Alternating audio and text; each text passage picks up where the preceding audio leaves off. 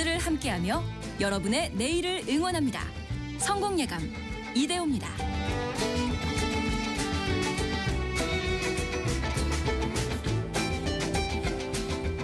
성공예감 이대호입니다. 2부의 문을 열겠습니다. 2026년 1월 6일 화요일 오전 10시 5분 함께해 주셔서 또 감사합니다. 자, 오늘의 경제상식 퀴즈. 오늘 좀 퀴즈가 쉬웠습니다.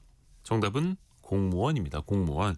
올해부터 공무원 보수가 평균 3.5% 오른다라는 소식 알려드렸고요. 특히 이제 현장에 계시는 분들의 위험 근무 수당을 비롯해서 현장직의 처우가 물론 충분하지는 않겠습니다만 그래도 조금은 오른다라는 소식을 알려드렸고요.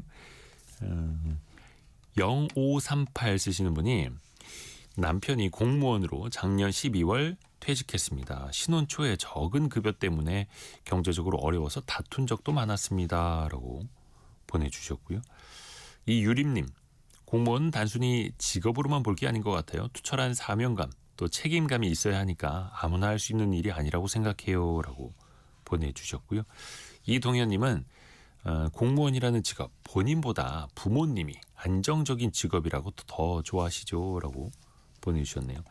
1681님은 남편이 경찰 공무원이었는데요. 야간 근무가 너무 힘들어서 작년에 명예퇴직을 하고 지금은 사업을 시작해서 열심히는 하고 있는데 수입이 일정치 않아서 그래도 공무원 월급 따박따박 나올 때가 그립네요. 라고 유유 이렇게 찍어서 또 보내주셨네요.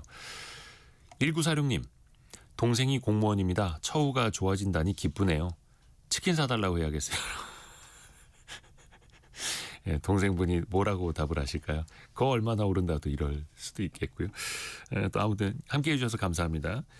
여러분의 또 실시간 의견 계속 기다리고 있습니다. 짧은 문자 50원, 긴 문자 100원이 드는 샵 9730 그리고 KBS 콩 어플리케이션 계속 열려 있고요. 오늘 우리 증시는 좀 쉬어가고 있습니다. 최근에 너무 가파르게 올랐죠. 4,450선까지. 오늘은 한 48.4포인트 1% 내린 4,409까지 코스피는 좀 조정을 받고 있고요. 코스닥은 0.48% 내린 952.8을 나타내고 있습니다. 지난 금요일 그리고 어제 월요일 하루에 7%씩 올랐던 삼성전자가 오늘은 3.6% 좀 쉬어가고 있고요. 하이닉스도 3% 내리는 상황. 현대중공업이 3.5% 강세, 그리고 현대차가 아까 개장 초에는 거의 8% 이상 올랐습니다만 현재도 오름폭이 1%대로 좀 좁아졌습니다. 네이버가 3.8% 강세, 그리고 현대일렉트릭을 비롯한 전력 관련주들도 한 6.9% 이렇게 좀 조정을 가파르게 받고 있네요. 코스닥 내에서는 에코프로 비행과 에코프로가 한 2, 3% 정도 올라가고 있고요. 원달러 환율은 1,448원으로 40원대 후반까지 한 1, 2원 정도는 더 오르는 흐름들 현재까지는 이어지고 있습니다. 아까 경찰 공무원을 퇴직하시고 사업을 시작하셨다라고 하는 분 쉽지 않다. 수입이 일정치 않다. 이런 이야기 해주셨는데 오늘 창업 트렌드 시간에도 역시나 창업 시장도 좀 녹록지 않다라는 이야기가 될 것 같습니다. 사실 그 주목을 받는 식당이라고 해야 될까요? 레스토랑이 있지 않습니까? 특히 요즘에 그 넷플릭스에서 흑백 요리사 2 나오면서 또다시 그 인기몰이를 하고 있는데요. 그 출연자들의 식당은요. 예약하려면은 몇 달씩 이제 기다려야 된다고 합니다. 예약을 해놔도. 미슐랭 식당, 파인 다이닝에 대한 관심도 높아지고 있는데요. 하지만 정작 한 끼에 2, 30만 원을 받는 그 식당도요. 적자다, 버티기 힘들다 이런 이야기가 나온다고 합니다. 왜 그럴까요? 왜 이렇게 어려운 걸까요? 오늘 이 두 분에게 그 조언을 한번 구해보겠습니다. 파인다이닝 산업에 대한 논문을 쓰신 전문가 한양여대 외식산업과 김지형 교수. 안녕하세요. 안녕하세요. 그리고 매경 이코노미의 노승욱 기자와 함께합니다. 안녕하세요. 안녕하세요. 창업 플랫폼 창톡의 대표라고 저희가 소개해드렸잖아요. 네네. 바뀌었습니까 다시? 네. 이제 창톡은 제가 매경 사내벤처로 3년 전에 설립을 해서 프랜차이즈 대표나 다점포점지 이런 선배 창업가분들하고 소상공인 이제 컨설팅 연결해드린 플랫폼으로 운영했는데 네. 이제 작년에 서비스 종료하고 올해 이제 다시 매경에서 사내 사업화하는 쪽으로 이제 좀 변경이 됐습니다. 직접 겪어보니까 어떻던가요? 이제 저희가 플랫폼으로 창업을 했는데 예. 제가 이제 창업을 할 때는 플랫폼이 이제 인기가 한창 있었던 시절에서 이제 조금 끝물이었던 시절이라 지금은 이제 스타트업 투자 시장도 좀 많이 얼어붙었고 또 플랫폼은 특히 그래 좀 어렵더라고요. 그래서 근데 이제 공공 분야에서는 좀 좋게 봐주시는 게 있었어요. 이제 소상공인 분들의 선배 창업가들 생생한 노하우를 전달해 드린다 해가지고 그래서 B2G, B2B 쪽에서는 이제 좀 매경에서 사내 사업화로 계속 이제 사업을 이어가려고 하고 있습니다. 이게 사실 창업이 쉽지 않습니다. 요즘 그 흑백 요리사 2 혹시 보셨어요? 아, 네, 조금 봤습니다. 외식업 분위기가 좀 살아날 수 있을까요? 요즘 외식업은 좀 어떻습니까? 아, 이제 외식업이 파인다이닝이 이제 그 흑백 요리사에 나오는 이제 고급 요리 식당들이고 그다음에 이제 대중 음식점들이 있는데 지금은 너나 없이 다 어려운 것 같습니다. 파인다이닝이 이제 지금 흑백 요리사 때문에 잠깐 반짝 인기를 얻고는 있는데 이것도 뭐 지속 가능할까에 대해서 좀 우려가 있어요. 근데 당장에 이제 화제성은 있는 것 같습니다. 지금 넷플릭스에서 글로벌 시청률 1위 찍으면서 뭐 식당 앞에 대신 줄 서주는 알바도 등장했다 하고 또 셰프가 쓴 책이 판매량이 막 90배가 급증하기도 하고 그래서 이게 흑백요리사 1 때도 이렇게 붐이 일었었거든요. 그런데 지금 또 그 1에 나왔던 식당들이 또 어려운 데도 많이 있다고 하고 그래요? 네. 그리고 그 지금 붐업이 일고 있지만 또 1 때만큼은 아니다. 이런 우려도 있고 해서 그래요? 네, 이게 지속 가능할까는 더 지켜봐야 될 것 같습니다. 그래서 김지형 교수님을 모셨는데 파인다이닝 관련된 논문도 쓰셨어요. 네, 네. 우선은 이게 또 이제 외래어다 보니까 어렵긴 한데 파인다이닝의 정의가 어떻게 되는 거예요? 뭐 있는 그대로 파인 플러스 다이닝이죠. 그래서 파인은 뭔가 좀 더 좋은 거, 높은 거, 양호한 것. 그래서 더하기 다이닝 해서 이제 파인 다이닝이라고 하고요. 뭐 학문적으로 학술적으로는 이제 높은 수준의 음식, 그다음에 음료, 메뉴와 함께 풀 테이블 서비스로 제공하는 이제 레스토랑을 파인 다이닝이라고 하는데 네. 일반 소비자 입장에서는 이제 가격이 가장 먼저 나올 수밖에 없고요. 그래서 제가 이 논문을 사실 2017년도에 이제 박사 논문을 썼던 건데 당시만 해도 이제 점심은 35,000원, 네. 저녁은 6만 원이 기준이었거든요. 몇 년도에? 2017년도 10년 전에. 네. 근데 지금은 이제 찾아보니까 점심은 이제 최소 9만 원 이상. 그다음에 저녁은 12만 원. 그러니까 2배에서 이제 3배 가까이 올랐는데 이것도 이제 우리가 일반적으로 얘기하는 파인 다이닝은 아니고 이제 엔트리 레벨이 이 정도다. 엔트리라고 하면 이제 진입 가능한 이건데 와 그게 9만 원, 12만 원 한다는 거예요? 네. 그 정도는 돼야 파인다이닝이고 파인다이닝이 최소한 그 정도로 시작한다. 그렇죠. 이렇게 이야, 대단합니다. 특히 왜 그 미슐랭 가이드, 네. 미슐랭이라고도 발음하는 미슐랭 식당으로 이제 선정되는 그 과정도 되게 막 화제거리가 많이 되더라고요. 맞아요. 네. 무슨 뭐 암행어사처럼 몰래 가서 이렇게 점수를 매긴다면서요? 네. 사실 이제 2017년도에 우리나라에 미쉐린 가이드가 처음 들어왔는데 그때부터 굉장히 이슈가 컸었죠. 그 당시만 해도 이제 뭐 이탈리안 셰프님은 거절하겠다라고 그때 이제 소송을 거신 분도 계시고 저기에서 별점 준다는데 나한테 그렇죠. 별점 매기지 마라 뭐 이런 거. 난 그런 거 안 하겠다. 전 세계에도 그런 분들 꽤 많이 계세요. 네. 어떤 뭐 자존심 때문입니까? 뭐요? 자존심도 있고 미쉐린 그 이제 인스펙터라고 하는데 예. 이분들이 이제 1년에 한 번씩 오시거든요. 그럼 이제 몰래 오셔. 예. 근데 이제 운영을 오랫동안 해보신 분들은 이제 거의 다 안다고 하시더라고요.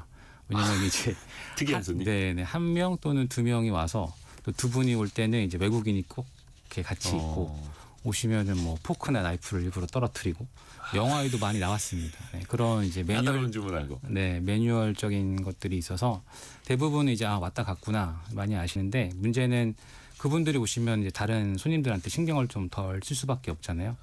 네, 그런 문제도 있고 또 자존심, 그다음에 이런 높으신 분들은 네가 뭔데? 왜? 그러니까 프랑스 가이드인데 예. 너가 뭔데 한식을 평가해? 한국 사람보다 너희들이 한식을 더 잘 알아? 뭐 이렇게 말씀하시는 분도 많이 계시죠. 네. 야, 그래서 평가 자체를 거부한다. 네. 그게 또 이제 뭐 별점 받고 하면 뭐 유명해지는 것도 있겠으나 모르겠습니다. 그것도 경제적으로 또 판단이 또 다 사람마다 다를 수 있으니까요. 근데 일단 그 파인다이닝이라고 하는 식당 아까 이른바 진입 가능한 엔트리급이 뭐 점심 9만 원, 저녁 12만 원 말씀해 주셨는데 요즘에 뭐 30몇만 원짜리. 그렇죠. 그리고 무슨 뭐 크리스마스 시즌은 뭐 100만 원이 넘어간다면서요. 네. 왜 이렇게 비싼 겁니까? 이제 일반적으로 이제 파인 다이닝은 이제 식자재 원가 자체가 비쌀 수밖에 없죠. 근데 이제 그런 거를 이제 많은 분들이 쟤들이 마진을 너무 많이 남기는 거 아닌가 이렇게 오해하시는 분도 계신데 예. 파인 다이닝이기 때문에 예를 들어서 뭐 소고기, 한우, 뭐 툭불, 9등급의 안심을 쓴다. 네. 그러면은 안심이 이제 통으로 이렇게 길거든요. 그러니까 우리가 정육을 하면. 근데 거기서 이제 가장 좋은 부위만 쓰는 거죠. 다 쓰는 게 아니라. 그러니까 등심을 사도 가장 맛있는 꽃등심만 쓰고. 그러니까 나머지들은 이제 손님한테 내놓지 않고 이제 사게 되면 통으로 사게 되면 이제 스텝 밀로 쓴다거나 아니면 이제 다른 요리로 이제 전환한다거나 이렇게 하기 때문에 기본적으로 이제 식자재 원가 자체가 비싸고 이제 두 번째는 높은 인건비. 왜냐면 이제 테이블 하나에 이제 뭐 서비스하는 직원 1명, 그다음에 보조 인력도 하나 들어가야 되고, 그다음에 주방에 뭐 우리가 이제 TV에서 보는 유명한 셰프만 있는 게 아니거든요. 그 밑에 이제 셰프 아래 뭐 수셰프도 있고, 뭐 굉장히 많은 이제 조직들이 굴러가고 있는데 그런 이제 인건비 부담도 있고요. 그다음에 우리나라의 파인 다이닝은 대부분 이제 강남에 이제 네. 청담동 이런 데 많이 있잖아요. 거기 또 임대료. 임대료도 이제 엄청나게 비싸고 그래서 파인 다이닝을 30만 원, 뭐 100만 원 하는 게 이제 네. 그런 그 비용을 이제 소비자가 이제 내는 거죠. 그렇죠. 근데 뭐 이렇게 막 저녁 35만 원, 점심 20만 원 이렇게 받는데도 근데 또 적자가 난다면서요. 네, 그게 이제 또 문제가 이제 파인 다이닝은 이제 한번 앉으면 예. 막 2시간, 3시간, 뭐 길게 4시간까지 식사를 하잖아요. 그러다 보니까 우리가 점심에 여의도 가면 직장인들 보통 11시 반부터 나와서 네네네. 20분이면 먹고 나가잖아요. 그렇죠. 한 3회전 하죠. 네, 3회전이 아니라 뭐 더 오래 더 많이 하기도 하죠. 근데 파인 다이닝은 한 번 들어가서 앉으면 한 4시간 앉아 있기 때문에 회전이 나오기가 되게 어려워요. 그래서 많아야 점심에 한 번, 저녁에 한 번, 뭐 이 정도 되고 있습니다. 그래서 구조적으로는 파인다이닝 좀 비싸게 받더라도 적자가 나기 쉬운 구조인 거고요. 네, 네. 근데 왜 그 흑백 요리사 열풍 덕분에 사람들이 파인다이닝 많이 찾아본다면서요? 네, 네. 그러면 뭐 수요가 많아지고 그런 건 아니에요? 이제 이미 뭐 거기 나오시는 분들은 이제 거의 스타가 됐잖아요. 그래서 네. 그런 이제 몇 곳의 레스토랑들은 이제 줄을 뭐 대기를 거의 몇 달까지 예약이 다 차 있다고 하죠. 그러니까 뭐 그 예약 어플리케이션에서 네, 예약 네. 가능하게 뜨기만 하면 몇 초 만에 그렇죠. 마감이 된다면서요? 네, 네. 근데 이제 그게 그렇다 그래서 그 테이블이 한정되어 있잖아요. 그러니까 매출이 더 증가하는 건 아니죠. 네, 아무리 예약이 길어도. 테이블 수와 시간은 한정적이니. 네, 네, 네. 그러니까 구조적으로 뭔가 막 상방이 빵 뚫려 있고 매출이 우상향하면서 갈 수 있는 그 구조 자체가 아닌 거네요. 기본적으로는 그렇고요. 그래서 이제 과거부터 거의 이제 우리나라도 한 10년 정도 됐으니까 미쉐린 가이드가 들어온 지. 네. 그래서 이제 자기 기본 메인 레스토랑은 이제 스타를 받고 이제 확대를 합니다. 그래서 뭐 레스토랑이랑 이제 뭐 비스트로라는 개념도 있거든요. 그래서 한 단계 낮은 수준의 식당을 운영하면서 거기서 이제 매출을 일으키고 이익률은 거기서 조금 더 많이 가져갈 수 있는 그런 식으로 그러니까 뭐 예를 들어서 유명해진 미쉐린 원스타, 투스타 받은 레스토랑 말고 네. 그 밑에 서브로 만들어 가지고 좀 대중성을 노려서 매출도 늘리고 수익도 가져가는 그런 구조로 많이 하고 있습니다. 그걸 비스트로라고요? 네, 비스트로. 그러니까 이제 그게 파인다이닝보다는 조금 더 저렴한 거예요? 이제 대중적인? 한국에서 이제 식당의 개념이 우리는 한식당 그러면 뭐 밥집도 코리안 레스토랑이잖아요. 네. 근데 이제 레스토랑은 사실은 이제 정찬이고 풀 테이블 서비스가 나오는 게 네. 이제 레스토랑이고 프랑스에선 그다음에 그 밑에 한 단계 낮은 게 이제 비스트로라고 하거든요. 또 밑에 더 낮은 것도 있습니다. 그 좀 그 캐테고리가 이제 클래시피케이션이 등급이 나눠져 있거든요. 좀 이렇게 근데 이제 우리는 이제 그런 건 아직까지 이제 많이 소개되지가 않아서 그런데 좀 뭐 예를 들어서 레스토랑에 가면 뭐 상주된 잘 훈련된 소믈리에가 있고 뭐 풀코스로 나오는데 비스트로는 그거보다는 좀 이제 캐주얼한 느낌으로 뭐 그렇게 생각하시면 될 것 같아요. 노수욱 기자가 보기에는 어때요? 그래도 이게 파인다이닝 막 검색해보고 네. 찾아가보고 싶다는 수요층이 막 관심도가 많아지긴 했잖아요. 그죠. 네. 이게 파인다이닝 수요층의 저변이 이렇게 탄탄하지 않은 상태에서 이렇게 일시적으로 어떤 미디어에 의해서 화제가 되는 거는 오래가기는 어려운 것 같아요. 그러니까 미슐랭이 처음 우리나라에 이제 상륙을 했을 때 그게 한 2017년쯤이었던 것 같은데 그때도 이제 가온이랑 라이언 이 두 군데가 이제 3스타로 선정이 됐거든요. 네. 그때는 이제 막 몇 달치 예약이 밀렸는데 지금 그 가온도 폐업을 했거든요. 이야, 반짝이에요, 반짝. 그렇죠. 그러니까 이 저변이 탄탄하지 않은 상태에서 그냥 일시적인 게 몰리는 것 같고. 그렇죠. 뭐 누구나 10만 원짜리 점심, 30만 원짜리 저녁 누구나 먹을 수 있는 건 아니니까. 네네. 저변이 좁을 수밖에 그렇죠. 없고요. 그래서 이제 화제성이 이제 떨어지면 또 이제 손님도 뚝 떨어지는 경우들이 있고 또 이제 말씀하신 대로 미슐랭을 부담스러워서 이 평가를 거절하는 경우들도 있고. 그래서 그 덴마크의 그 노마라고 이제 미슐랭에서 이제 단골로 선정이 되고 뭐 세계 최고 레스토랑 이렇게 선정됐던 데도 있는데 예. 그 이제 오너 셰프도 그렇게 선언을 했어요. 아, 우리 식당은 지속 가능하지 않다. 네. 그게 이제 너무 이제 파인다이닝이 이제 비싸고 네, 좀 수요층이 이제 많지 않다 싶기도 하고 네, 고비용 구조다 보니까 네, 그런 어려움이 있습니다. 그리고 또 그 TV에서 보고 정말 나 가보고 싶어. 저 한 알뜰살뜰 돈 모아가지고 파인다이닝 한번 가보고 뭐 두 번 세 번 가지는 않는 거죠. 네. 그렇죠. 기념일에 이제 어쩌다 기념일. 1년에 한 번 갈까 말까. 1년에 한 번 아니면 3년에 한 번 결혼기념일 뭐 10주년 아니면 20주년 이럴 네. 때. 그러니까 저변이 넓어지긴 또 쉽지가 않은 거고요. 왜 그 미슐랭의 저주? 미슐랭이 독이 된다라는 비판도 있다면서요. 네. 이게 어떤 내용이에요? 그러니까 제 미슐랭을 한번 받고 나면 그거를 유지해야 된다라는 압박을 받는 거죠. 그러면서 셰프가 이제 그 전에는 내가 하고 싶은 대로 요리를 했는데 이제는 뭔가 미슐랭에서 원하는 가이드대로 예, 그거에 맞춰서 내가 끌려가는 느낌. 그러다 보니까 내 요리도 좀 변질되는 것 같고 또 다른 소비자한테도 좀 이제 신경을 덜 못 쓰는 것 같다. 네. 그래서 그 노마도 이제 영업을 상시로 운영하는 거는 중단을 했습니다. 네. 이건 지속 가능하지 않다. 그리고 항상 그 최고의 퀄리티를 유지하는 게 그 셰프 입장에서도 엄청난 에너지가 소모되는 일이거든요. 또 이게 계속 창작의 고통이 있어요. 아, 파인 그래요? 다이닝은 메뉴 뭔가 만들어놔야 되고 뭐 이제 차별화해야 되고요. 그죠. 좀 창의적인 요리를 원하니까 그거에 아. 기대에 부응하려면 또 계속 제철 식재료 또 새로운 식재료를 찾아야 되고 이제 그런 거에 이제 지쳐서 영업을 중단하거나 네, 이제 평가를 거절하거나 하는 분들이 있습니다. 김지영 교수님, 그 네. 미슐랭 같은 경우에도 왜 그 별 받은 거를 탈락당할 수도 있어요? 그럼요. 네. 매년 점검을 해요? 네, 네. 그러니까 그걸 또 유지하려면 네. 그 정도의 뭐 비용, 인테리어, 인건비, 식자재 계속 유지를 해야 되고. 뭐 슬픈 안타까운 얘기긴 하지만 예전에 이제 2000년 10년쯤에 프랑스에서 미쉐린 3스타를 받던 분이 예. 소문을 듣고 이제 원스타 강등됐다. 그래서 자살하신 분도 있어요. 오메나. 예, 근데 결과 나온 거 보니까 3스타를 유지했던 거예요. 예, 뭐 그 우려만으로도 네, 네. 그렇게 큰 중압감이었던 거예요. 그렇죠. 그러니까 자존심이 이제 용납을 못하는 거죠. 아, 그건 이제 자존심에. 네. 아유, 그 별점이 뭐라고.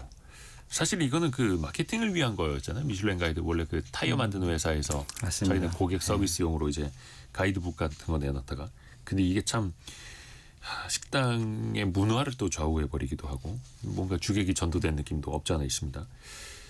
왜 그 음식점들은 술을 판매하면서 좀 마진을 높이기도 하잖아요. 네, 네. 그 미슐랭 식당들 그다음에 파인다이닝 이런 식당들은 어때요?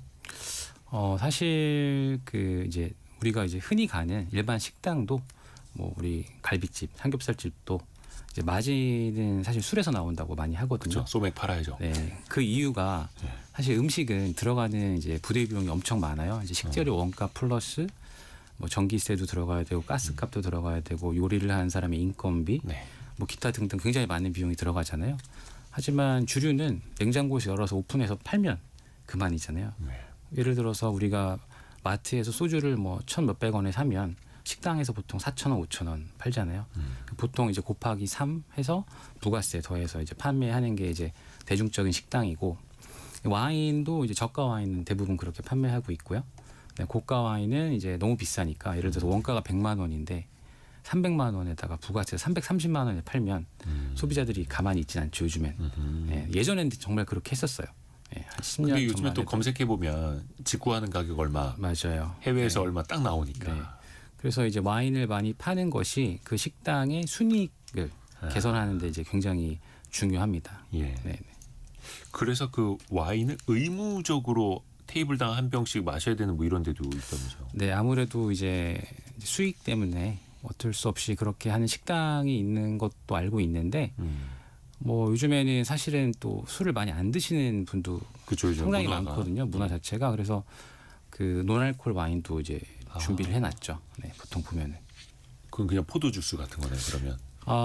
저도 처음에 이제 포도 주스인가 이랬는데 예를 들어서 와인의 품종이 있잖아요. 그러면 그 품종의 맛과 향을 살려서 알코올만 이제 가공을 통해서 빼낸 거예요. 그래서 그게 뭐 아 나중에 빼는 거예요. 네, 그거를? 알코올을. 근데 그래서 뭐 그게 이렇게 또 저렴하지도 않습니다. 아 그래요. 네, 근데 일반 와인보다는 저렴한데 그래도 뭐 그게 뭐 포도 주스 같이 몇천 원은 아니고 몇만 와인 원씩. 느낌을 또 느낄 수 있으면서 알코올은 없는. 네. 근데 그거를 나중에 알코올을 빼는 거다 보니까 좀 가격은 나가는. 네, 네. 야 신기합니다. 근데 그 와인 판매가 경기랑도 많이 좀 연동이 돼요? 네, 네. 그 제가 작년인가 재작년에 와인 시장이 너무 안 좋아져가지고 예. 코로나 이후에 이제 뭐 불경기도 계속됐고 우리나라 뭐 정치적 상황도 있었잖아요. 네. 그래서 와인이 정말 안 좋았어요. 그래서 언제까지 이렇게 안 좋을까 이제 많은 분들이 이렇게 물어보시기도 하고 그래서 제가 와인 전체 이제 시장 그 변하는 그래프랑 그다음에 우리나라 이제 주식 시장을 한번 봤는데 네. 우리나라 주식이랑은 딱 맞진 않는데 되게 재밌게 삼성전자 주식 그 트렌드랑 굉장히 유사하게 이게 2000년대부터 움직이더라고요. 저희가 그 그래프를 보이는 라디오 KBS 콩이랑 유튜브로 지금 띄워놓고 있거든요. 같이 한번 보시죠. 삼성전자 주가 차트랑 와인 판매량이 비슷하게 간다. 너무 비슷하죠. 그래서 이게 지금 시장 연도를 보면 2001년부터거든요. 네. 그러니까 20몇 년 정도 이렇게 따라와 봤더니 굉장히 유사하게 움직이고 있어요. 그런데 요즘에 삼성전자가 막, 많이 올랐죠. 네, 뭐 거의 10만 전자 막 이렇게 얘기하잖아요. 맞나요? 10만 전자 옛날 말씀하고 그래요? 계시네요. 네. 딱히 말씀 안 드려야 교수님 배가 안 아프실 것 같아요. 그래서 이제 삼성전자가 올라서 이제 와인 시장도 좀 커지지 않을까. 그러니까 이제 거의 우리나라가 이제 삼성에 좀 많이 이제 그거 되니까 그럼 이제 와인 좀 팔리는 겁니까? 그럴 거라고 저는 이제 예측을 하고 있는데 또 이제 그 사이에 또 바뀐 게 이제 우리나라 음주 문화가 많이 변해서 과거보다 이제 술을 확실히 덜 먹는 맞아요. 네, 문화가 좀 생겼잖아요. 그래서 그렇게 낙관적으로만 예측하기에는 조금 어려운 부분이 있습니다. 물론 이제 뭐 부어라 마셔라 이런 시절이 좋았던 건 아니겠으나 술도 1차, 2차, 3차 가면서 그게 사실은 어딘가에게는 테이블 회전이었고 어딘가에게는 또 다른 손님들이었는데 그만큼의 또 장사가 안 된다. 그럼 뭐 또 내수가 또 이제 바뀐 영향일 수도 있을 테고요. 왜 일단은 그 자산 효과라는 거는 왜 주류나 그 레스토랑에서도 또 비슷한 것 같습니다. 주가 오르고 또 뭐 부동산가 오르면은 네. 소비가 는다라는 거 이건 뭐 거시 경제적으로도 나타나는 현상이고요. 그 흑백 요리사가 넷플릭스 OTT잖아요. 네. 외국인들도 많이 보고 그러면은 외국인들이 그 TV 보고 한국의 흑백 요리사라는 프로그램 보고 너무 재밌으니까 막 중국에서도 막 카피하고 그러던데 그렇죠. 한국의 저 식당 가보겠다 이런 수요는 그럼 좀 있지 않나요? 굉장히 많다고 봅니다. 그다음에 이제 그 비단 그 흑백 요리사뿐만 아니라 우리 그 데몬 헌터스, K-pop 네. 데몬 헌터스, 캐데언 때문에 사실 지금 작년부터 우리나라 그 호텔 엄청난 호황입니다. 네, 일단 한국을 찾아오니까. 네, 네, 예. 거의 뭐 룸 이제 어큐펀시라고 객실 점유율이 거의 90% 가까이 되고요. 호텔들은 엄청난 호황을 누리고 있는데 지금 문제가 제가 볼 때는 외국인들이 한국에 오면 무조건 사용하는 앱이 구글 맵이거든요. 아하. 네, 근데 이제 구글 맵이 우리나라에서 사실 좀 잘 안 좋잖아요. 100% 작동하지는 않죠. 네, 그러면 이제 외국인들 입장에서는 되게 어이없어 하는 경우가 좀 있어요.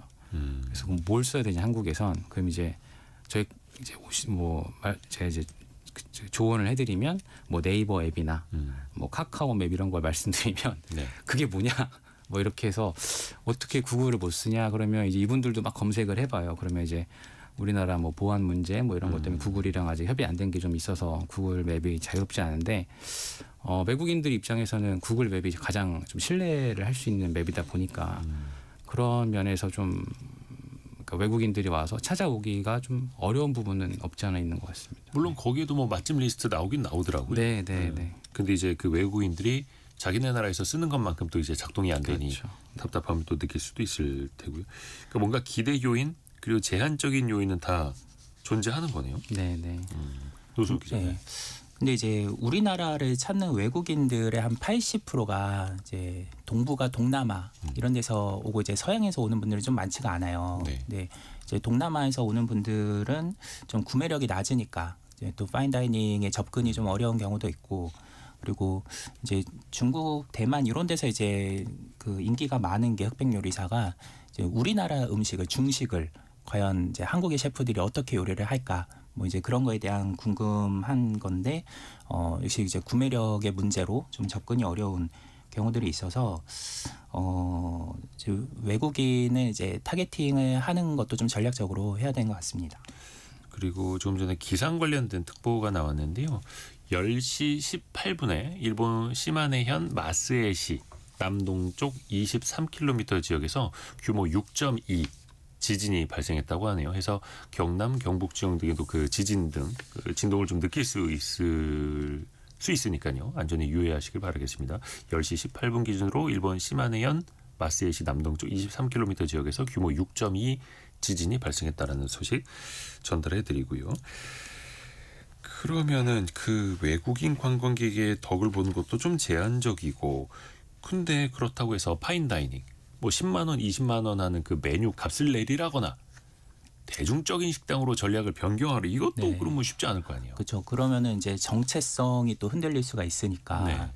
그래서 요즘은 이제 좀 타협책을 좀 찾는 분들은 조금 이제 가성비 있게 그래도 이제 운영을 하는 분들도 있고 아니면 이제 그 노마처럼 이제 상시 영업이 아니라 이제 팝업이나 뭐 일시적으로 운영을 하는 경우도 있고 그다음에 어느 호텔에서 운영하는 때는 되게 가성비 있게 하는데 그래도 이제 파인다이닝처럼 이제 퀄리티를 유지를 하더라고요. 그래서 어떻게 하는지 여쭤보니까 이제 호텔의 그 메인 식당하고 같이 이제 식재료를 공유를 해가지고 이제 대량으로 그 식당에서 식자재를 살 때 같이 사면서 조금 이제 구매력 이제 바잉 파워로 식자재를 좀 싸게 조달을 한다. 그리고 뭐 셰프가 직접 시장에 가서 이제 원물을 사온다. 그러니까 정말 몸을 갈아 넣는 거죠. 저 원가 절감 노력. 아니면 규모의 경제를 일으키거나. 그 또 몸을 갈아 넣는 전략이 또 있더라고요. 막 홈쇼핑 엄청 나가고 어떻게 해서든 예능에 출연하려고 하고 그럼 또 이제 셰프의 몸값도 올라가고 그 식당도 또 유명해지잖아요. 맞아요. 그러니까 셰프분들이 파인다이닝은 좀 그 셰프를 보고 가는 경우들도 있거든요. 이름 보고 가는. 네, 그러니까 이제 셰프테이너라 그러죠. 엔터테이너처럼 막 TV 나와서 연예인처럼 이제 본인의 퍼스널 브랜딩을 하는 게 이제 자체 마케팅이 되는 경우도 있고 또 어떤 분들은 다브랜드나 다점포로 운영을 하시는 분들도 있어요. 왜냐하면 이제 하나 매장을 열으면 이제 처음에 이제 오픈발이라 그러죠. 네, 개업 네. 효과로 반짝 인기를 끌다가 이게 또 지속이 안 된다 그러면 또 새로운 가게를 오픈해가지고 거기서 또 이제 개업 효과를 누리고 그러면서 기존 가게로 또 다시 한 번 더 환기를 시키는 뭐 이렇게 전략을 쓰기도 하시더라고요. 근데 예를 들어서 그 셰프 특정 셰프의 음식을 맛보려고 가는 1, 20만 원 그 비용을 치르면서 가는 분들은 네. 나는 노승욱 셰프의 그 음식을 먹으러 갔는데 노승욱 셰프가 지금 한 3호점에 가 있습니다. 오늘은. 그럼 좀 싫어하지 않겠습니까? 그거 굉장히 싫어하죠. 그래서 사실 이제 TV에 많이 나오시는 분들은 이제 개인으로 움직이시는 분들이 아니에요. 다 기획사가 있습니다. 네, 셰프들도 이제 TV에 좀 나와서 우리가 좀 많이 봤는데 이런 분들은 거의 기획사에서 같이 움직이시고, 네, 이제 그래서 그 TV에 안 나오고 식당을 지키는 이제 미쉐린 스타를 받은 셰프님들도 많이 계세요. 네. 내가 있을 곳은 홈쇼핑이나 TV가 네, 아니다, 주방이다. 네. 그래서 이제 그분들은 이제 수익을 어디서 그러면 이제 만드느냐? 아까 말씀드렸던 것처럼 뭐 비스트로 개념으로 만들기도 하고, 네. 그 다음에 이제 명품 브랜드들 있잖아요. 우리 그 청담동에 있는 명품 거리에 있는 거기에 보면 그 VIP들을 대상으로 하는 F&B 서비스가 있어요. 그러게요. 네, 그래서 과거에는 이제 호텔들에서 케이터링을 받다가 요즘에는 이제 워낙 그런 이제 미슐린 스타 레스토랑도 많아지고 또 손님들이 그 명품 브랜드를 가서 앉아서 하는 VIP들이 예를 들어서 뭐 특정 브랜드만 가시지 않을 거 아니에요. 뭐 이 브랜드도 가고 저 브랜드로 가면 과거에는 맨날 똑같은 음식이 나온 거예요. 왜냐하면 근처에 있는 호텔에서 케이터링을 하기 때문에. 아하. 근데 요즘에는 이제 그런 이제 미슐린 스타 레스토랑이랑 맞춤으로. 컨택을 해서 이제 분들이 오셔가지고 케이터링을 하면 그 손님들은 너무 좋아하시는 거죠. 아, 이 브랜드에 오니까 이렇게 핫한 레스토랑의 음식을 우리가 맛을 보면서 저런 걸 할 수 있다고? 그것도 유명 셰프의 음식을. 그렇죠. 아까 정명부님이 요즘은 명품 회사들이 고객 경험을 중시해서 손해보면서 파인다이닝 식당을 운영하더라고요. 이렇게 보내주셨거든요. 그러니까 손해보면서가 아니라 그들은 투자고. 그렇죠. 그러면 이 그 셰프 입장에서 보면은 안정적인 수입을 얻을 수 있는 네, 거고요. 네. 그런 전략도 있네요. 또 하나 궁금한 게 파인다이닝 2회전, 3회전 테이블 회전 어떻게 높이는 방법은 안 되겠습니까? 뭐 예를 들어서 테이블 한 곳당 앉아 있을 수 있는 시간은 최대 뭐 2시간입니다. 뭐 이렇게 제한을 한다든지. 테이블에 앉아 있는 시간을 제한하면 이미 파인 다이닝이 아닐 것 같아요. 네. 고객들이 원하는 때까지 최선을 다해서 이제 서비스를 내는 게 이제 파인 다이닝인데 최선을 다해서 원할 때까지. 네. 그래서 이제 말씀하신 것처럼 우리나라랑 이제 흔히 비교되는 곳이 미국이거든요. 네. 그래서 미국은 인종이 되게 다양하잖아요. 네. 그래서 뭐 뉴욕에 있는 뭐 LA에 있는 파인 다이닝을 가면 뭐 아시아 사람들이 좀 밥을 일찍 먹잖아요. 그래서 뭐 빠르면 5시부터 7시까지 한해전이 돌아가고 네. 그다음에 이제 미국 그 백인들이 와가지고 7시, 8시부터 10시까지 또 돌아가고 근데 또 이제 막 라틴, 그다음에 히스패닉들은 밥을 또 늦게 먹잖아요. 10시에 또 한 번 돌아가는.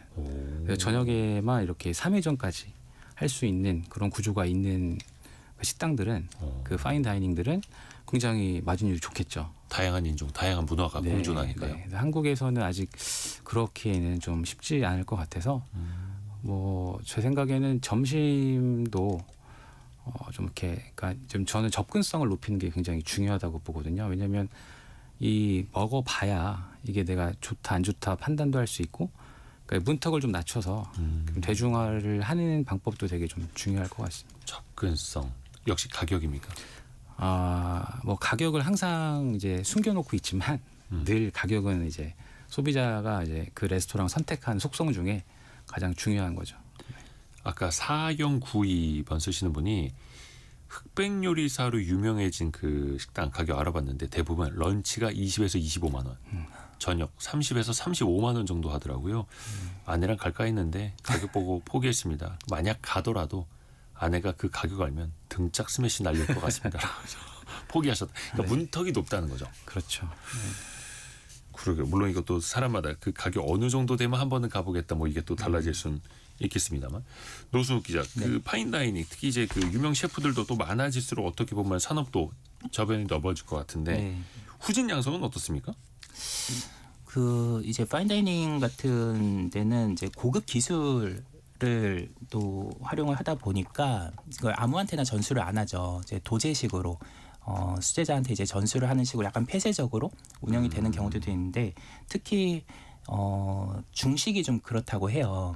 이 중식의 셰프 분들의 몸값도 이제 워낙 높고 이제 자부심도 높고 그래서 제가 이 흑백 요리사에 이제 출연한 셰프분을 예전에 인터뷰를 했었는데 네. 이분이 이제 특급 호텔에서 한 10년 이상 이제 셰프로 이제 일을 하셨는데 10년 동안 따뜻한 요리를 할 수가 없었다고 하더라고요. 그러니까 거의 몇 년간은 그 짜사이라고 하는 그 이제 기본 그 반찬 같은 식자재 이제 전처리하는 일만 하다가 조금 이제 뭐 디저트나 이제 찬 음식 이제 이런 거 하다가 그게 요즘에도 그래요. 왜 예전에 우스갯소리로 1년 동안 양파만 까고 1년 동안 파만 썬다 뭐 이런 얘기 그죠. 있었잖아요. 근데 네. 지금도 그래요. 요즘은 그렇게 버티는 사람들이 잘 없다 보니까 그 공장에서 그냥 이렇게 전처리된 거를 사온다고 합니다.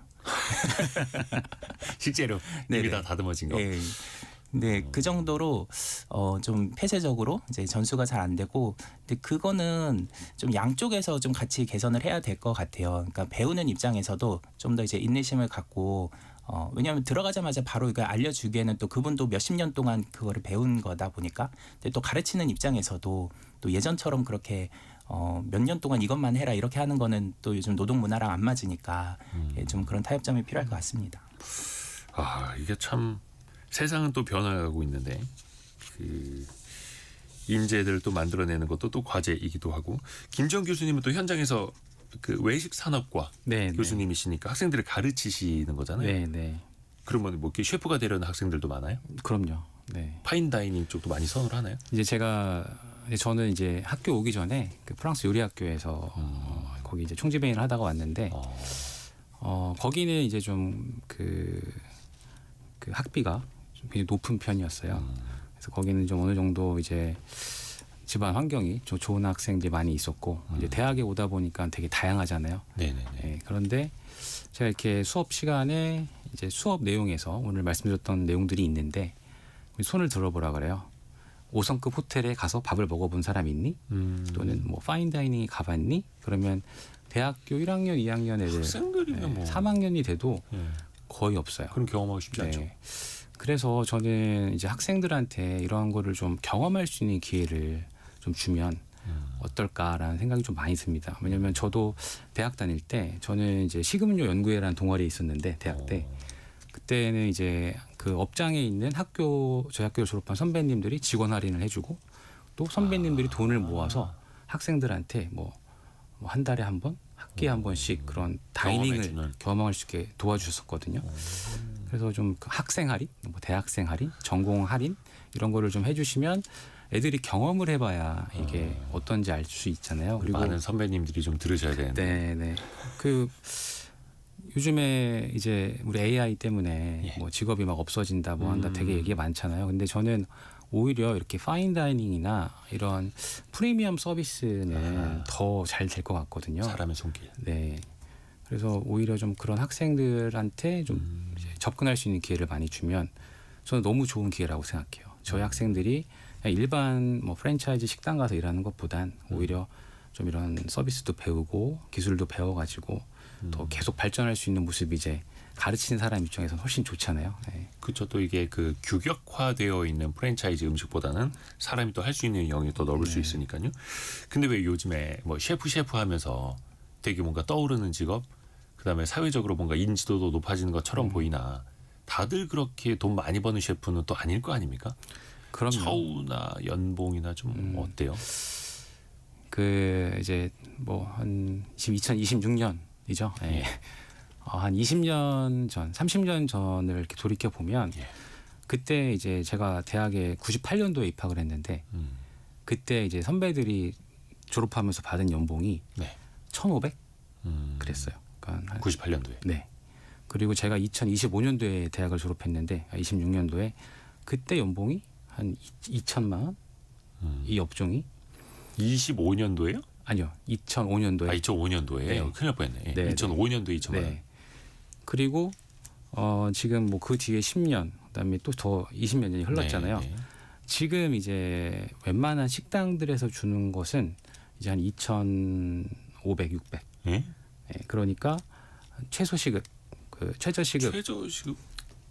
이제 기본으로 시작하고 그다음에 뭐 그래도 이제 문제는 이제 코로나 이후로 사람을 뽑기가 더 어려워졌어요. 네. 그래서 사람들이 안 오니까 이제 연봉을 좀 더 올려주고는 있거든요. 근데 이제 우리가 흔히 아는 이제 대학을 나와가지고 기업에 입사하는 요즘에 신입 사원들 연봉을 보면 네. 좀 갭은 큽니다 아직도. 그래서 요즘에는 뭐 호텔들 뭐 3천 중반까지도 이제 주긴 하는데 그게 어떻게 보면은 그 초봉 기준으로. 네. 그래서 아직도 좀 그 서비스 업 쪽에 이제 급여 수준이 많이 낮고, 근데 또 뭐 사장님 입장에서 오너 입장에서는 또 이해를 할 수밖에 없는 게 이게 인력 중점의 비즈니스다 보니까 사람이 많아지면 원가가 너무 높아지는 또 그런 문제도 있고 굉장히 쉽지 않죠. 야, 정말 쉽지 않은 비즈니스네요. 노수욱 기자가 보기에도 네. 이거 뭐 파인다이닝 그 사실 이거는 아무나 창업하기도 어려운 거고 네. 한 10년, 20년 누구 밑에서 같이 일하면서 그 공부하면서 준비를 했던 분들한테도 또 쉽지 않은 거잖아요. 그렇죠. 그래서 이런 일단은 업계 현황을 이제 정확히 알고서 접근을 하시는 게 중요할 것 같고요. 근데 요즘 미식 문화 자체는 그래도 좀 저변이 넓어지고 있다고 생각을 해요. 이런 흑백요리사 같은 프로그램도 나오고, 그다음에 일반 직장인 중에도 그냥 취미로 요리를 배우겠다 해가지고 뭐 르꼬르동 블루 같은데 뭐 이제 몇 천만 원의 학비를 내고 그냥 취미로 이제 창업을 하려고 하는 게 아니라 우와. 그렇게 하는 경우들도 있거든요. 네. 그리고 흑백요리사 나온 분 중에 이런 어려움이 있다는 걸 알고 본인이 파인다이닝에서 근무를 했지만 일반 고깃집을 창업하신 분들도 있어요. 근데 그냥 고깃집 창업하는 것보다는 또 뭔가 다르겠죠. 그런 분들은. 네. 그래서 그렇게 좀 활용을 하는 방법이 좀 다양해질 수 있다고 보면 될 것 같습니다. 김지현 교수님 마지막으로 짧게 이 파인다이닝 산업 발전하기 위한 뭐 제언 같은 게 있다면 하나 좀 부탁드립니다. 저는 여기 오면서 오랜만에 좀 굉장히 생각을 좀 많이 해봤는데 사실 네. 저도 파인다이닝의 대중화는 쉽지는 않을 것 같습니다. 그게 그렇죠. 뭐 극단적인 예를 들면 우리가 클래식 음악을 초등학교 때부터 가르치잖아요. 피아노도 치고 바이올린도 하는데 사람들은 대중음악을 더 많이 듣잖아요. 그렇죠. 그것과 같은 것 같아요.